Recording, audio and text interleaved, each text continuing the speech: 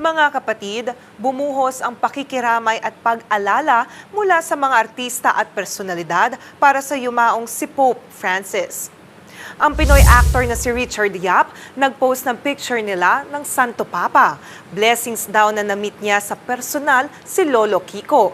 Napathrowback naman si Rita Avila sa natanggap niyang letter of gratitude mula sa Santo Papa dahil sa pinadalang libro ng aktres. Ni-re-upload naman ni Angel Locsin ang post niya noong 2015 na kahit hindi raw siya Katoliko ay mahal niya si Pope Francis.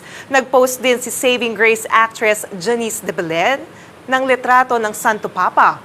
Say naman ni Spanish superstar Antonio Banderas, nagpakita ng kabaitan, pagmamahal at awa si Pope Francis sa mga lubos na nangangailangan. Masayang encounter naman kay Pope ang shinare ng veteran comedian na si Whoopi Goldberg. Si Pope Francis daw ang closest symbol ng pagmamahal ni Kristo. Mga kapatid, Jania Lipon po, laging maging updated sa latest sa entertainment and lifestyle para maging una sa balitaan.